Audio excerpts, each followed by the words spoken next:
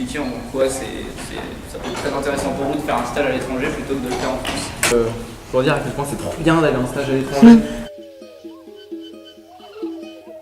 Kevin et moi, on a fait notre stage à Ho Chi Minh au Vietnam. Ho Chi Minh, c'est le petit point rouge, voilà. Le Vietnam, c'est situé à près de 10 000 km d'ici. Moi, je l'explique parce que avant de partir, le Vietnam, je savais plus vraiment trop où c'était. J'ai pas eu le bac pour la géo.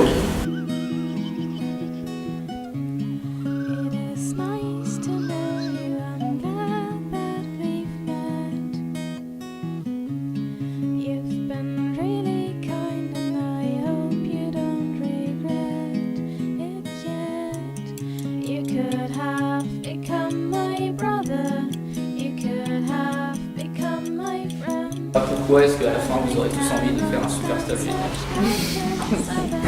Mais j'ai que 3 places. Il n'y a pas que le Vietnam.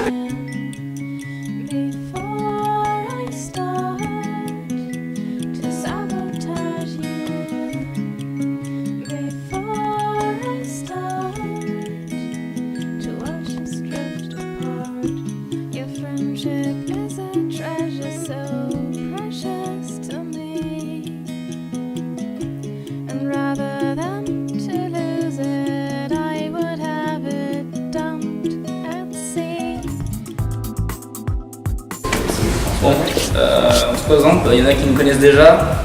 Thomas Milès, après Kevin Bernard et Jason Brochot. Et Paul. Voilà.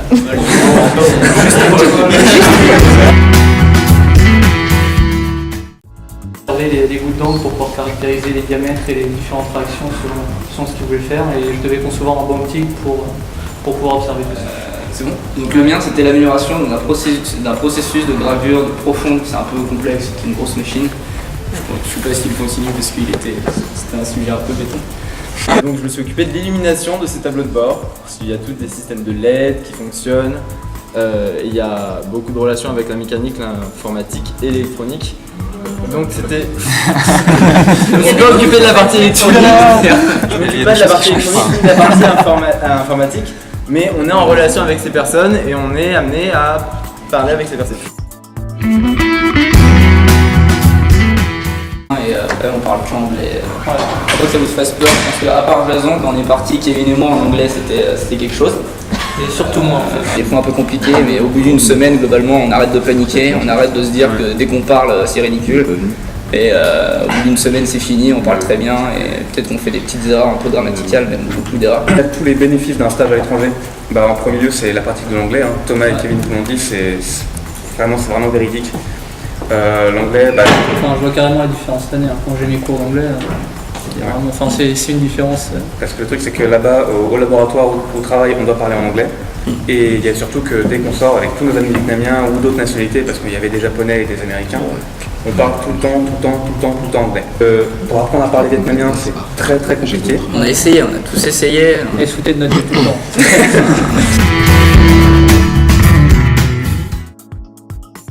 Alors, on était dans un appartement de 110 mètres carrés pour 3. C'était assez sympathique. C'était un badass. Ouais. Voilà. On avait un frigo, on avait un congélateur, on avait une machine à laver, on avait la télévision dans toutes les pièces. Ouais. Je sortais, on s'est constitué très vite, on a un groupe d'amis vietnamiens dès la première semaine qui sont venus nous voir. Et ensuite on était tout le temps ensemble et au fur et à mesure, le groupe il a grossi, à la fin on faisait des soirées à 25 dans notre appartement. Donc ce qu'on disait, la nourriture est très bonne et bon marché. Pour donner un ordre de grandeur, c'est que c'est presque 1 € le repas. C'est ça. En gros, on allait tout le temps à voilà. Si vous voulez que je vous parle un peu de Singapour, il fait très chaud, très humide, genre 35 degrés tout le temps, il fait beau tout le temps aussi, c'est cool. Décidé un petit peu de faire du sport parce qu'à l'UT, vous savez, vous avez des fois des semaines à 45 heures et le sport, tout ça, on néglige un peu. Du coup, on avait décidé de s'y reprendre, donc il y avait la piscine à côté, on a fait à côté de l'Ultimate avec d'autres personnes, du foot avec des gens du LMT. On suit un petit peu parce qu'à 40 degrés avec 80% d'humidité, quand on reprend le sport, c'est pas évident, mais bon, ça va après. niveau rythme de vie, enfin niveau rythme de travail, c'était complètement différent. Ils prenaient le bus à 7h, ils nous ramenaient à 16h. Ouais, je crois. Sauf qu'au Vietnam, ils ont une culture du repos, ils ont, le midi, ils se reposent, ils peuvent faire une sieste, ils ont des lits pliables dans leur bureau. En fait, il y a un temps qui est... Non, mais c'est vrai, c'est... Payer 800 € l'aller-retour avec Air France. Avec Air France. L'appartement, on m'avait dit c'était 900 $ pour 3 mois.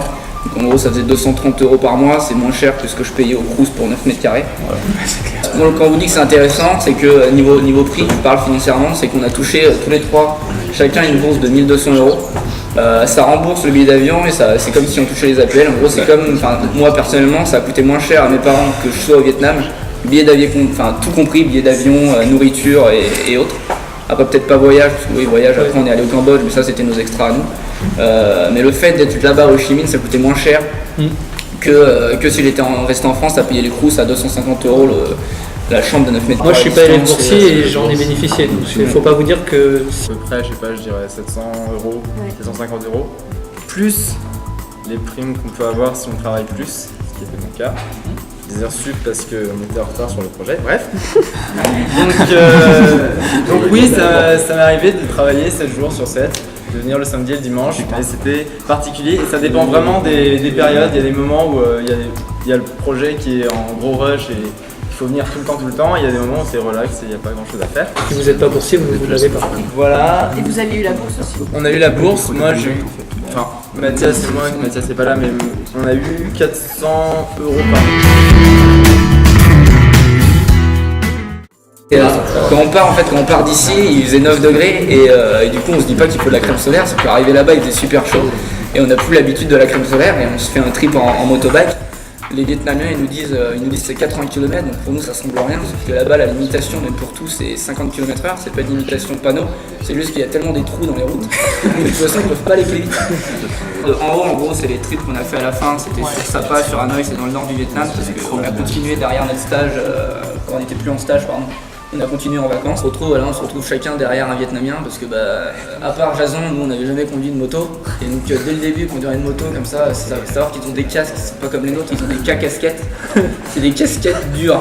Ils nous ont dit que c'était 80 km, que ça allait pas durer très longtemps, mais sauf qu'on a mis 4 heures aller, 4 heures retour, sous le soleil, en short, t-shirt. Tongs. Du coup on était complètement cramés sur toutes les zones couvertes de notre corps. Bon, on l'a pas senti, il y a tellement, apprécié, mais il y a tellement l'euphorie d'être, c'est tellement génial en fait, on se dit c'est dingue, on voit des paysages de dingue, on est au milieu du flot vietnamien, il y a des motos partout.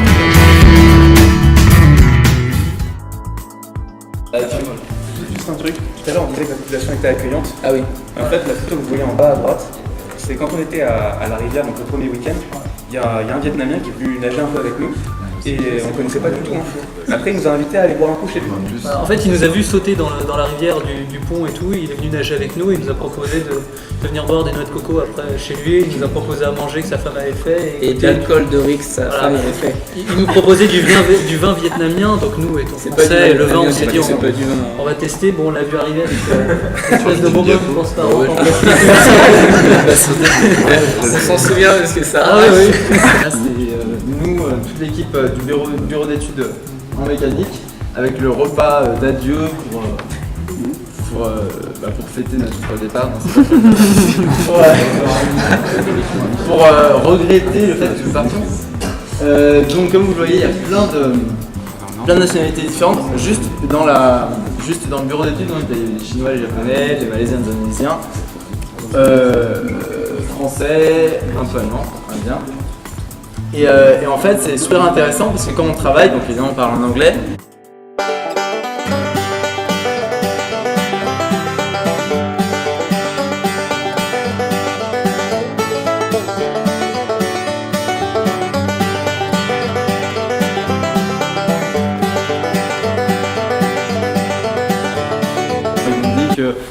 Si je revenais à Singapour, il n'y aurait pas de problème qu'ils seraient prêts à me reprendre en stage, quelque chose comme ça. Ça, je sais pas si c'est vrai, mais je et d'autres réseaux. On a plein d'amis qui sont au Vietnam.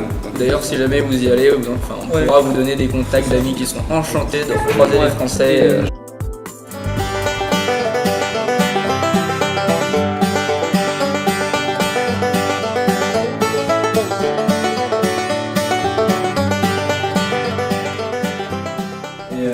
Donc voilà, pour le CV c'est bien, c'est aussi un plus pour rentrer en école. Comme il disait avant, moi j'ai passé l'entretien pour les UT, je suis à l'UTT, j'ai passé l'entretien pour les UT avant de partir. Et quand j'ai dit à la psychologue, orientatrice, je sais pas quoi, que je partais à Singapour, elle a dit ah c'est bien, il a noté sur son papier. Donc ça sert à quelque chose.